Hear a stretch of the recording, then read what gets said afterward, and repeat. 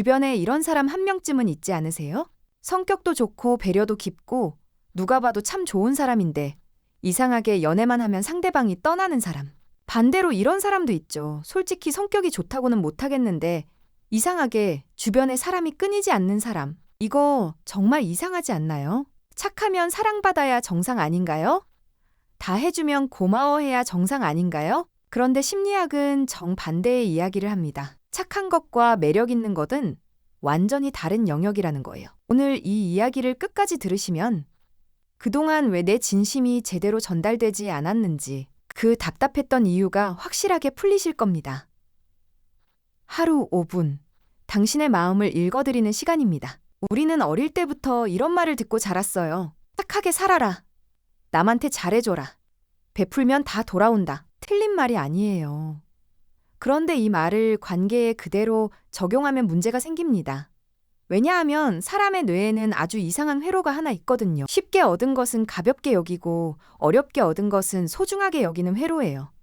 이걸 심리학에서는 희소성 편향이라고 부릅니다. 예를 하나 들어볼게요. 길을 걷다가 누군가가 무료로 나눠주는 커피를 받았어요. 한 모금 마시고 맛이 별로면 그냥 버리죠. 그런데 같은 커피라도 본인이 줄을 서서 30분을 기다려서 산 거라면 맛이 조금 별로여도 끝까지 마시게 됩니다. 커피가 달라진 게 아니에요. 내가 들인 시간과 노력이 그 커피의 가치를 바꿔버린 거예요. 관계에서도 똑같은 일이 벌어집니다. 내가 상대방에게 아무 조건 없이 모든 걸 다 해줬어요. 연락도 내가 먼저, 만남도 내가 맞추고, 선물도 내가 먼저 사고. 상대방 입장에서 이 사람은 어떻게 인식될까요? 처음엔 고마운 사랑이에요. 2달 지나면 편한 사람이 됩니다. 반년이 지나면 당연한 사람이 돼요. 당연한 사람에게는 감동이 없습니다. 감동이 없으면 가슴이 뛰지 않아요. 가슴이 뛰지 않으면 아무리 좋은 사람이어도 떠날 수 있어요. 잔인하지만 이게 인간 심리의 현실이에요. 그러면 매력이라는 건 도대체 뭘까요? 외모? 돈? 유머? 감각? 물론 그런 것들도 영향을 줍니다. 하지만 심리학 연구들이 공통적으로 가리키는 매력의 핵심 요소가 하나 있어요. 바로 정서적 변화를 일으키는 능력입니다. 쉽게 풀어서 말하면 이 사람과 있으면 내 감정이 움직인다는 거예요. 항상 좋기만 한 게 아니라 때로는 궁금하고, 때로는 살짝 불안하고, 때로는 뜻밖의 따뜻함에 감동하고, 이런 감정의 오르내림이 있을 때 사람의 뇌는 상대방을 특별하게 인식합니다. 반대로 만날 때마다 늘 똑같고 늘 예측 가능하고 내가 뭘 해도 항상 웃으면서 괜찮다고 하는 사람. 이런 사람은 심리적으로 자극이 없는 사람으로 분류돼요. 여기서 오해하시면 안 되는 게 있어요. 일부러 밀당을 하라는 뜻이 절대 아닙니다. 핵심은 자기 감정에 솔직한 사람이 매력적이라는 거예요. 좋을 때 좋다고 하고 싫을 때 싫다고 하고 기분이 안 좋으면 안 좋다고 표현할 줄 아는 사람. 이런 사람은 상대방에게 읽어야 할 존재가 돼요.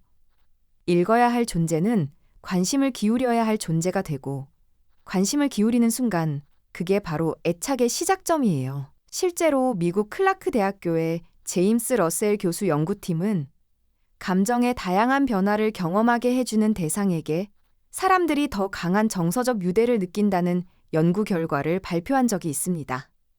한마디로 늘 한결같은 사람이 매력 없다는 게 아니라 자기 감정의 색깔이 뚜렷한 사람이 더 기억에 남는다는 뜻이에요. 자, 그러면 실제로 어떻게 해야 할까요? 구체적인 이야기 3가지를 드릴게요. 첫 번째, 기준을 가지세요. 매력적인 사람에게는 한 가지 공통점이 있어요. 자기만의 기준이 있다는 겁니다. 상대방이 약속 시간에 30분 늦었어요. 착한 사람은 이렇게 해요. 괜찮아. 바쁘지? 힘들었겠다. 속으로는 서운하면서도 겉으로는 웃어요. 기준이 있는 사람은 달라요. 기다리면서 좀 걱정됐어. 다음엔 늦을 것 같으면 미리 연락 줄 수 있어? 이 한마디가 왜 중요하냐면요. 상대방 머릿속에 이 사람에게는 함부로 하면 안 되겠다는 인식이 생기기 때문이에요. 이 인식이 생기는 순간 당신의 가치가 올라갑니다. 가치가 높은 사람에게는 더 잘하고 싶어지는 게 인간 본능이에요. 두 번째, 자기 시간을 지키세요. 상대방의 연락에 항상 즉시 답하고 상대방이 만나자 하면 무조건 스케줄을 비우는 분들 계세요. 이게 사랑이라고 생각하시겠지만 심리학적으로 이건 상대방에게 하나의 신호를 보내는 거예요. 이 사람은 나 말고 다른 세계가 없구나. 반대로 자기만의 일상이 있는 사람, 취미가 있고 만나는 친구가 있고 공부하는 것이 있는 사람, 이런 사람에게는 빈틈이 있어요. 내가 이 사람의 전부를 알지 못한다는 느낌. 이 느낌이 지속적인 관심과 호기심을 만들어냅니다. 그리고 이 호기심이야말로 오래가는 관계의 연료예요. 세 번째, 감사를 제대로 받으세요. 착한 사람들의 가장 큰 문제 중 하나가 뭐냐면 누군가 고맙다고 하면 아니야, 별거 아니야 하고 넘기는 거예요. 이게 왜 문제냐면 상대방이 당신에게 감사를 표현할 기회를 뺏는 거거든요. 감사를 표현하는 행위 자체가 상대방에게는 일종의 감정 투자예요. 이 사람이 나한테 해준 게 있구나. 나도 뭔가 해줘야겠다. 이런 마음이 생기는 거예요. 그런데 아니야, 별거 아니야 라고 하면 상대방의 감사 회로가 꺼져버립니다. 투자할 이유가 사라지는 거예요. 대신 이렇게 해보세요. 고마워해줘서 나도 기분 좋다. 네가 좋아하니까 나도 보람 있어. 이 한마디가 관계의 에너지 순환을 만들어줍니다. 내가 주고 상대방이 감사하고 그 감사에 내가 기뻐하고 그러면 상대방이 또 뭔가 해주고 싶어지는 이 선순환이 시작되는 거예요. 여기서 하나만 꼭 짚고 넘어갈게요. 오늘 내용을 듣고 이렇게 생각하시는 분이 계실 수 있어요. 그러면 앞으로 차갑게 굴어야 하나? 계산적으로 행동해야 하나? 절대 아닙니다. 오늘 이야기의 본질은 차갑게 굴어라가 아니라 자기 자신을 잃지 마라예요. 착한 게 문제가 아니에요. 착함 뒤에 자기 자신이 없는 게 문제인 거예요. 상대방의 기분에 맞춰서 내 감정을 숨기고 상대방의 스케줄에 맞춰서 내 시간을 포기해 상대방의 기대에 맞춰서 내 기준을 낮추는 것. 이렇게 하면 상대방은 좋은 사람이라고 느끼는 게 아니라 잡혀있는 사람이라고 느끼게 됩니다. 잡혀있는 사람은 떠나도 돌아올 거라는 안심이 들어요. 안심이 들면 소중함을 잊어요. 그러니까 진짜 사랑받고 싶다면 먼저 자기 자신을 사랑하는 모습을 보여주셔야 합니다. 자기 감정에 솔직하고 자기 시간을 소중히 여기고 자기 기준을 지키는 사람. 이런 사람 곁에 있으면 상대방도 자연스럽게 이 사람을 소중하게 대하게 되어 있어요. 자, 오늘 내용 정리해드리겠습니다. 하나, 착한 것과 매력 있는 것은 다릅니다. 다 해주는 것이 사랑이 아니라 자기 색깔이 있는 사람이 기억에 남습니다. 둘, 자기만의 기준을 가지세요. 싫은 건 싫다고, 서운한 건 서운하다고 말할 줄 아는 사람이 결국 존중받습니다.